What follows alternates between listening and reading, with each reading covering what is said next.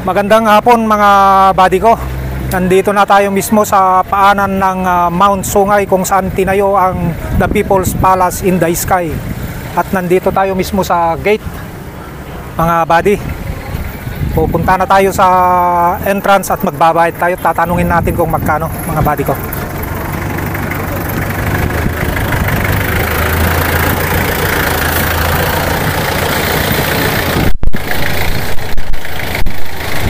Dito tayo magtatanong magkano entrance. May pila ba dito kuya?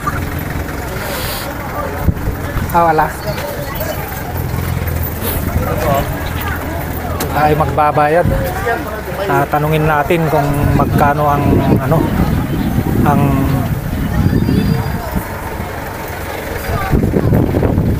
Pwede magkano ang isang 50 per head. tao? Yung 50, yung bata? Same price po. Same price din. Tatlo kami. 150. Doon sa jeep magkano pa? 10. Kung lalakarin mga ilang kilometro yan? Kalahati. Lakad na lang kami. Thank you. Tapos, Kahit bakit to, 10 lang ang isa. Medyo malayo pa yan. ilang kilometro ba yan, buddy? 100 kilometro. Maglalakad na lang kami para makita namin yung magandang view. Sige. Thank you, buddy.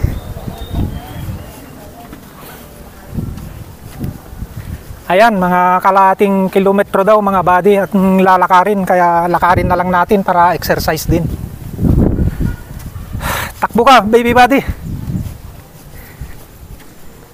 Medyo hihingalin tayo dito dahil matirik itong paakyat papunta sa People's Palace in the Sky.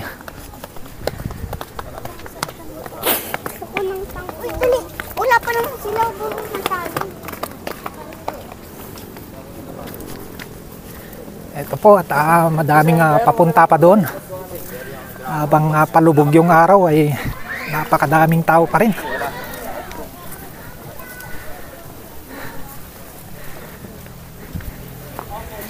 Kunti pa lang ang nilakad natin ay hinihingal na ako Yung po mismo katabi po ng barangay po. Yung apartment po na sa floor po. Opo. Kuya pa ano? Ito pong People's Palace in the Sky mga buddy ay matatagpuan po dito sa Silang, Cavite. Umalis daw po kaagad eh, sabi ng mundo.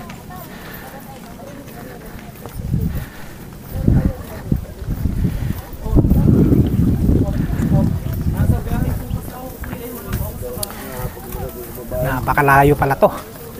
Mahigit 1 kilometro yata to. Hinihingal na ako Daming mga tao lalakad. Mas gusto nila yung maglakad kaysa yung sumakay ng jeep. Dahil mas maganda naman pag maglakad ka dahil tanaw na tanaw mo yung Tagaytay.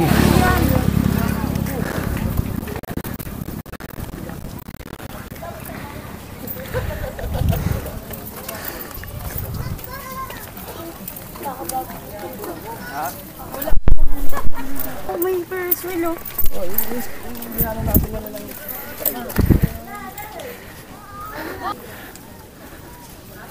Tagaytay City.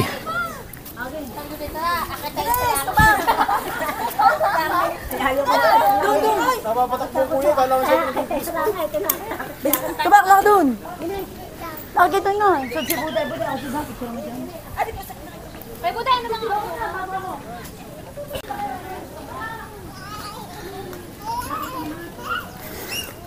Ano, kaya mo pa? Takbo ka, takbo.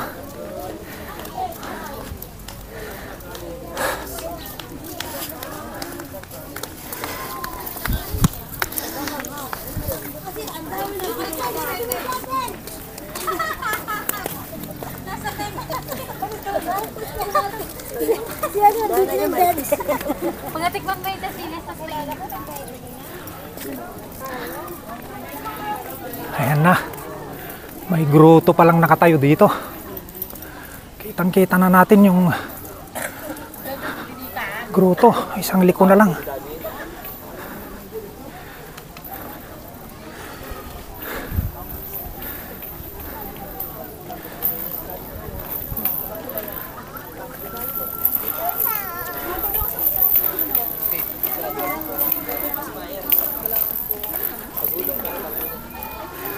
Ayan.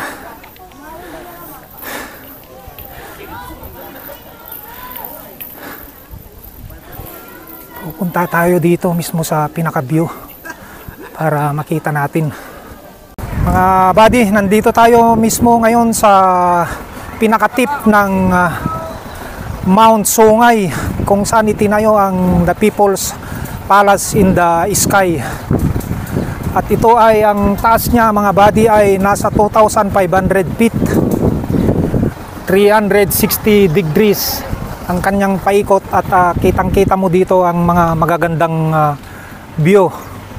Katulad ng dito sa bandang kanan ko ay kita mo ang Taal Lake.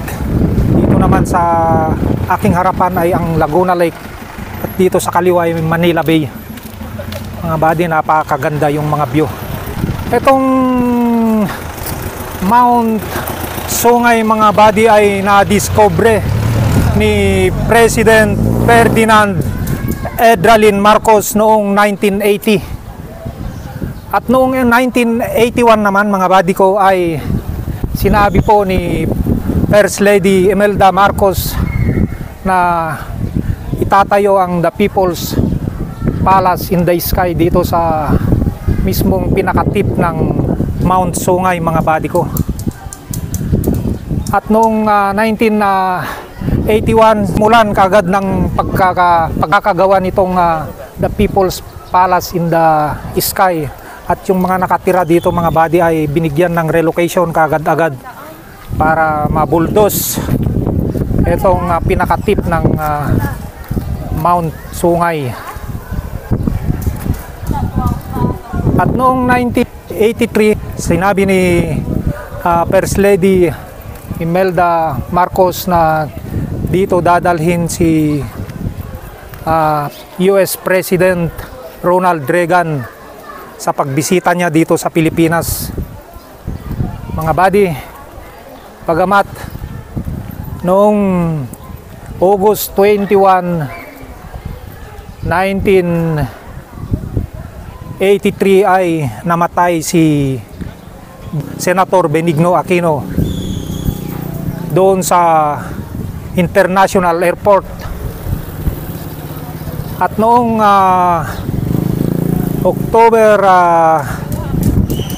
4, 1983 ay pinahayag na ng The New York Times na hindi na matuloy ang pagbisita ni US President Ronald Reagan dito sa Pilipinas dahil nga sa yung kaparehas na date na yan ay may schedule po siya sa Washington at hindi na natuloy dito sa Pilipinas dahil sa political issue mga buddy. At itong Mount Sungay mga buddy ay matatagpuan dito sa Silang, Cavite. Ginawang tourist spot na. Halina kayo, tayo libutin nga natin, tignan natin kung saan po yung mga magagandang view dito sa may The People's Park in the Sky.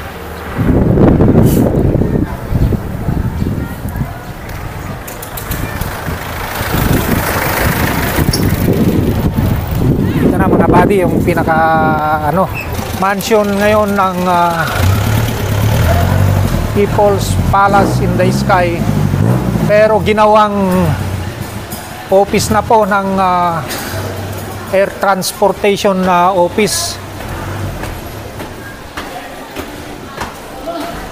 Aakyat tayo sa taas at makita natin yung pinaka-view ng Taal Volcano.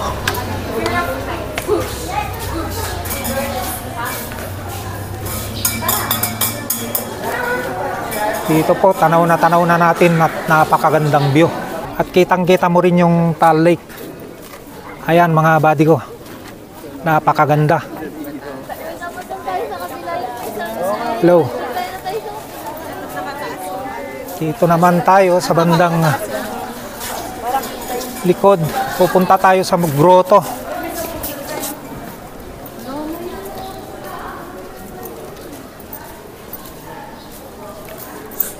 Ayan yung grotto mga buddy. Lilipat tayo dito sa kabilang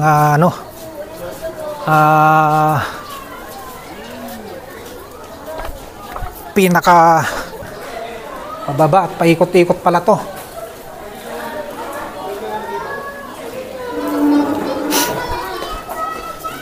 Napakaganda pala dito. May mga paninda rin.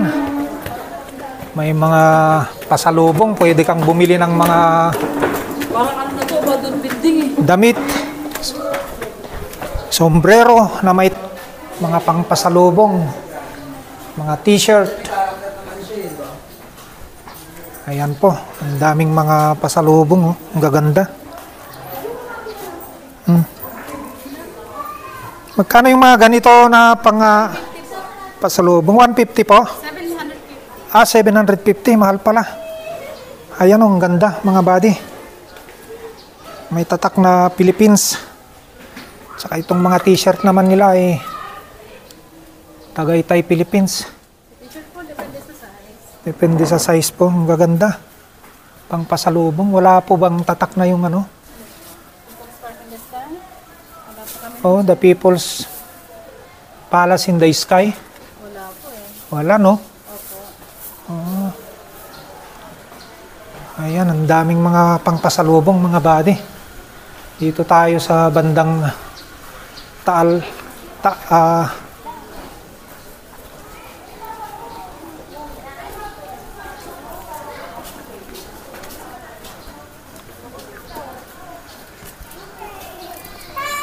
Ayan na. Pwede pa palang magbaon ng mga pagkain dito at pwede rin na kumain. May mga cottage din. Saan kayang daanan papunta sa grotto? Sa kabila siguro? Dito sa kabila.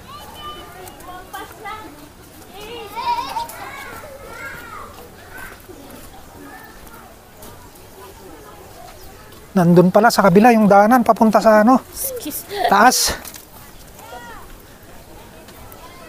Pababa tayo ulit dito. Tapos akyat doon. Ayan na. Dahan-dahan lang at baka tulog tayo dito sa may akdanan.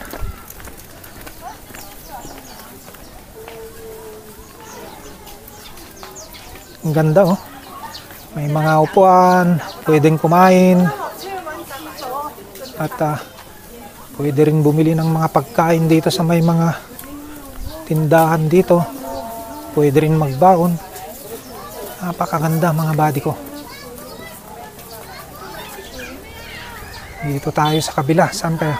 Akyat ba tayo doon sa may grotto? Ayan. Dito tayo, akyat tayo sa grotto. Titingnan nga natin.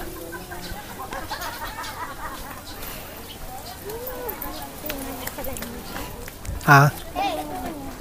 Oo. Ayan na. Ay! Gucci! Akyat tayo dito sa grotto mga buddy ko. Kaya mo pa bang umakyat dito, baby buddy?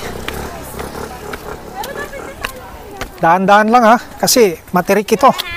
Ilan step kaya ito? Abutin kaya ng 100 step to hanggang doon sa grotto. Ayan, ang taas pala.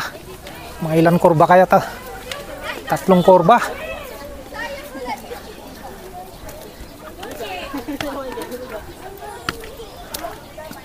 Dito na tayo.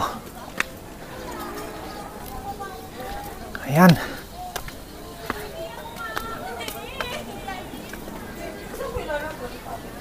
Ayun. Dito na po. Yung pinakagroto.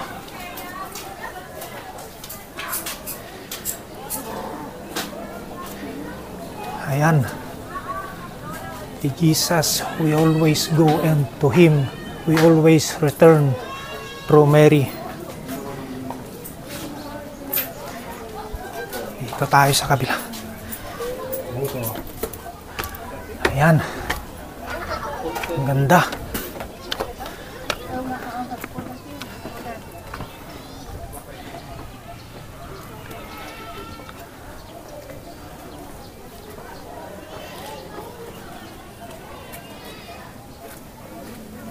Ito po yung grotto ni Jesus Christ. Napakataas, napakalaki. Mga ilan feet kaya yan?